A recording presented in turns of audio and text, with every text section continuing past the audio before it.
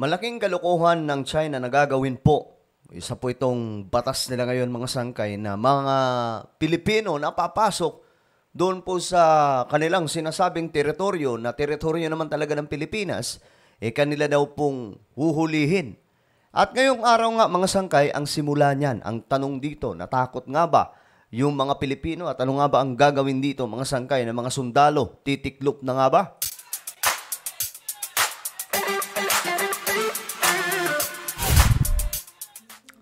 Hello guys, what's up? This is me, Sangkay Janjan.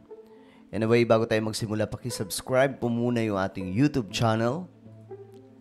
1.23 million subscribers na po tayo dito sa YouTube. Parami po tayo ng parami.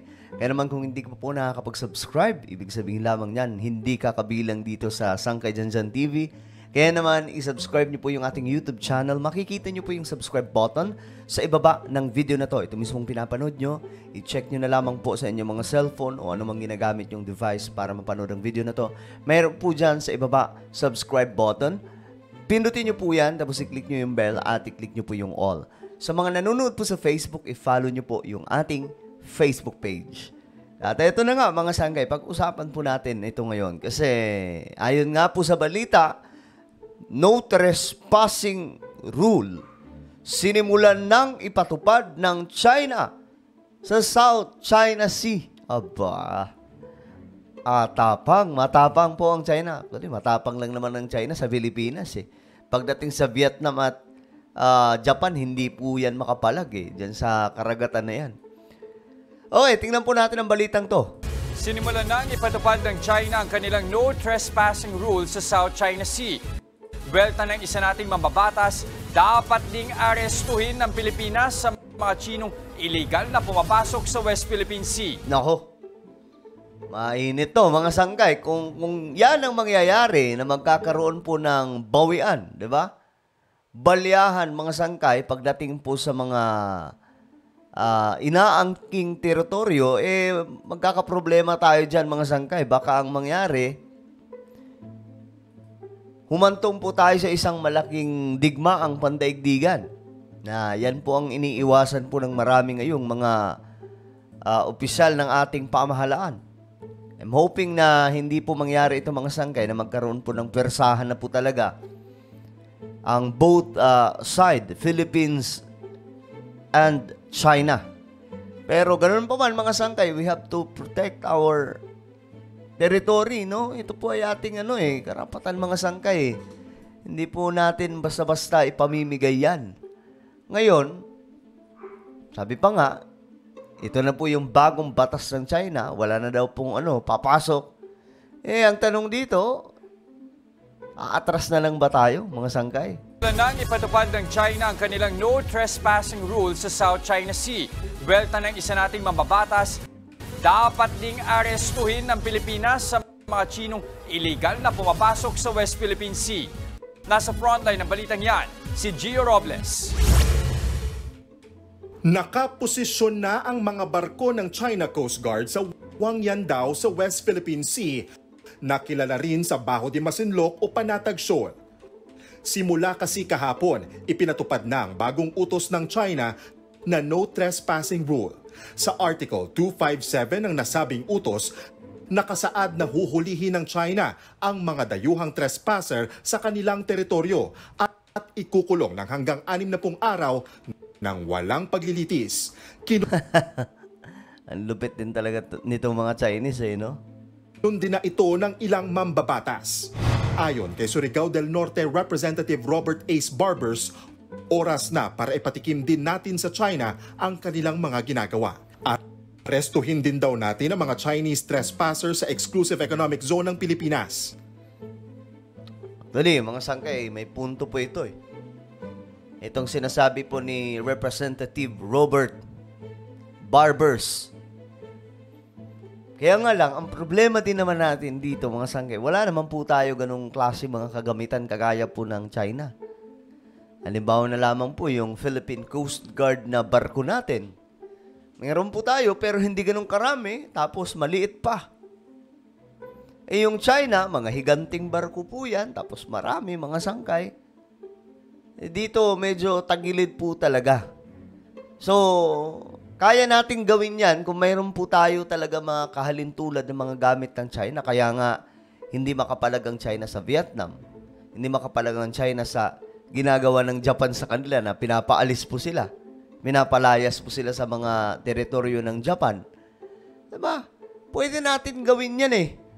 Kasi, I'm sure, sigurado naman ako, aatras din po yung China, kagaya po ng ginagawa nila ang pag-atras sa Vietnam at itong, lalong-lalo na po itong Japan. Nakaraan lang mga sangkay, binomba po sila ng water cannon ng Japan Coast Guard. O anong nangyari? Atras sila. Eh kung mayroon lang po talaga tayong palag mga sangkay, hindi po talaga tayo masyadong maano nitong China eh. I-require na rin daw ang mga Chinese vessel na humingi muna ng permiso sa gobyerno ng Pilipinas bago makapasok sa West Philippine Sea. So ano to? Kung anong, kumbaga, kung ano yung batas ng China, gawin din ang batas natin. Kung sinabi nilang no trespassing, mag-impose din tayo ng no trespassing sa mga papasok na mga dayuhan. Wala na mga, halimbawa itong mga Chinese trespasser na ito. Bawal na kayo dito sa West Philippine Sea. Kaya nga lang, ang possible na mangyari dito mga sangkay, magkaroon po ng mas malaki pang tensyon. Nanindigan naman ang Philippine Air Force na magpapatuloy ang ginagawa nilang mga pagmomonitor sa ating teritoryo. Ayan, dito mangyayari mga sangkay, dito natin makikita kung talagang may aarestuhin itong China. Kasi ang pagkakaalam po natin mga sangkay, ang Philippine Air Force ay patuloy pa rin po sa pagpapatrolya sa karagatan na yan. Of guarding and protecting our airspace to include our territorial waters and our exclusive economic zones. So magpapatuloy po ang pagpapatrolya ng ating Philippine Air Force pag kinakailangan po. Una na rin kinundina ni Pangulong Bongbong Marcos ang bagong utos na ito ng China. Tinawag niya pa itong completely unacceptable. Nagbabala rin siya kamakailan na sakaling mas lumala ang tensyon sa West Philippine Sea at kung may mamatay na Pinoy, ituturing na raw natin itong act of war. Ako po. Huwag naman sana umabot sa punto na ganun. Samantala, muli namang kinundina ng Group of 7 ang mga pangaharas ng China sa mga barko ng Pilipinas. Ayon sa G7, nababahala pa rin sila sa sitwasyon sa East at South China Sea. Kontra raw sila sa anumang unilateral attempt para baguhin ang status quo sa rehiyon gamit ang dahas. Sa gitna naman ng mga pang-aangkin ng teritoryo ng China, nagsagawa ng motorcade ang higit 300 motorcycle riders sa Puerto Princesa City, Palawan. Layunin nitong pataasin ang kamalayan ng mga mamamayan hinggil sa mga nangyayari sa West Philippine Sea. Ang ating pong advokasya, ang ating pong layunin, hanggang national ipaparating natin. Kailangan ang ingay, ang yanig ng ating pong pakikibaka sa pakikipaglaban sa West Philippine Sea ay magmumula sa Palawan. At syempre dito yan, kaya sulong! Sulong! West Philippine Sea! Nagbabalita mula.